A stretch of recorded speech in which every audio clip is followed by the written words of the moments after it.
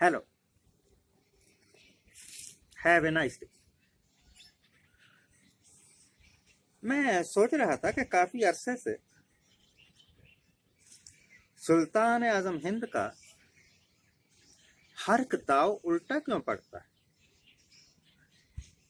कहना सुल्तान आजम हिंद ही पड़ता है, काम चाहे उनके किसी चमचे के द्वारा हो गया हो गलत,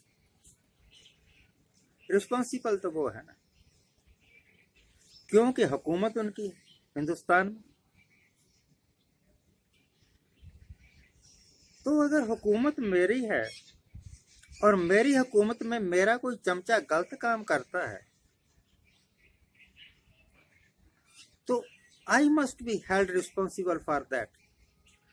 उसका जिम्मेवार मुझे ही समझा जाना चाहिए, क्योंकि मैंने अपने चमचों को इतनी खुली छूट दे दी कि वो अपनी मनमानी करने लगे। अभी रिसेंटली क्या हुआ, कर्नाटक में भगवानधारी गुंडों ने कॉलेज में एक लड़की जो कि बुर्का पहने हुए थी, उसको परेशान करने के लिए, उसको जलील करने के लिए, उसको अपमानित करने के लिए उसको घेरा और उसके विरुद्ध नारे लगाए। गो बैक कहा होगा। लड़की अकेली और ये मस्टैंड 500। घबराई नहीं वो, सचमुच शेर की बच्ची रही होगी। उसने डट के मुकाबला किया उनको और बदले में ऐसे हाथ हला हला के जवाब दिया। ये खेल तो सारा खेला गया था इस कर कि कर्नाटक में ये जो ड्रामा किया जाएगा उसका सीधा प्रभाव यूपी में पड़ेगा। मुस्लिम वोट ना मिले कोई बात नहीं, परंतु हिंदू सारे वोट हमें ही डालेंगे, क्योंकि हम उधर कर्नाटक में मुसलमानों को तंग कर रहे हैं। इस एक्शन का, इस इंसिडेंट का हिंदुस्तान में तो जो प्रभाव पड़ा होगा विदेशों में पड़ा। और विदेशों में जब थू थू हुई, with America, England, France, Germany, UN तक में ये बात कही जा चुकी है कि नरेंद्र मोदी की हुकूमत में मुसलमानों को तंग किया जा रहा है, माइनॉरिटीज को तंग किया जा रहा है। माइनॉरिटीज अपने आप को सुरक्षित महसूस नहीं करते। अब आप समझिए कि एक अकेली लड़की और 500 गुंडों से घिरी हुई, वो क्या अपने आप को सुरक्षित महसूस कर रही होगी? वो क्या इस हिंदुस्तान को अपना वतन, अपना घर समझ रही होगी कि मेरा वतन, मेरे वतन के मेरे भाई बहन कैसे कि मुझ एक लड़की को जलील करने पर तुले हुए हैं और कसूर कुछ। इसी तरीके से और बहुत सारी घटनाएं पिछले थोड़े समय में यूपी के इलेक्शन को मद्देनजर रख के इनके द्वारा की गई। फॉर एग्जाम्पल, धर्म संसद चलाया हरिद्वार में। हालांकि धर्म संसद नाम की कोई चीज होती ही नहीं।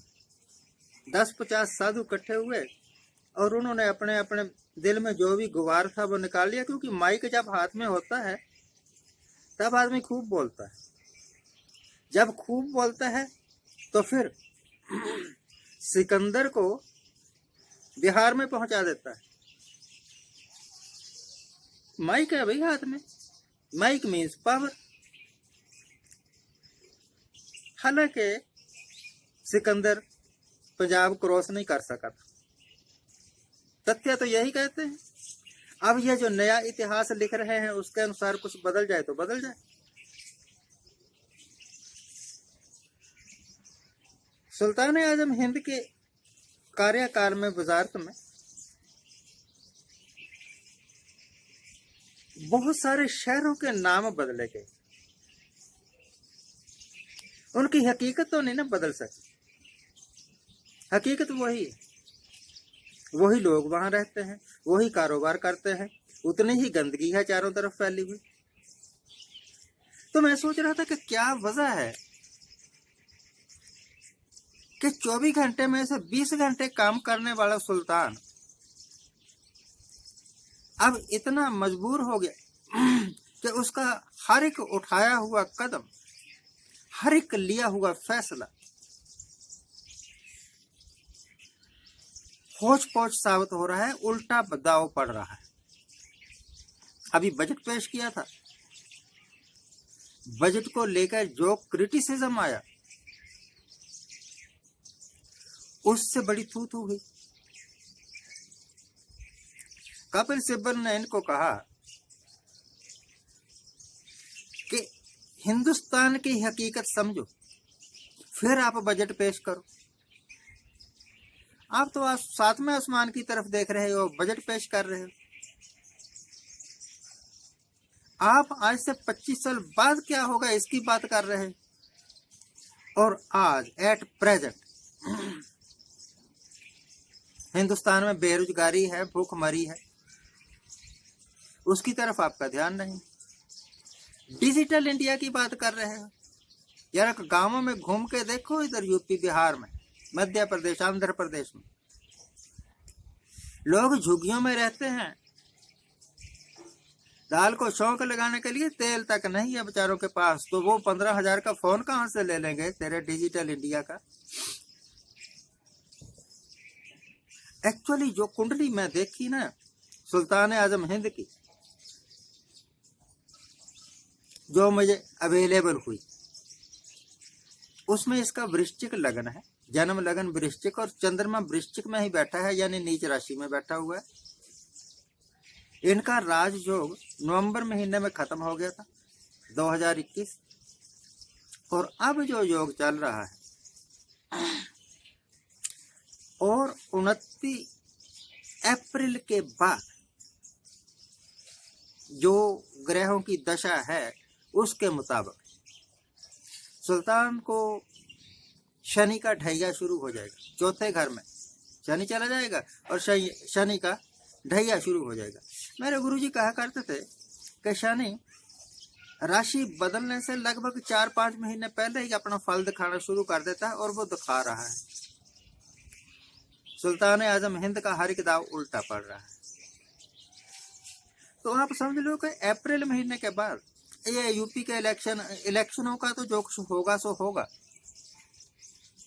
जब हम कहते हैं ना कि बीजेपी हारेगी बड़ी बुरी तरह, तो हम प्रिजुडाइज होके बोलते हैं, हमें क्या पता हारेगी कि नहीं हारेगी।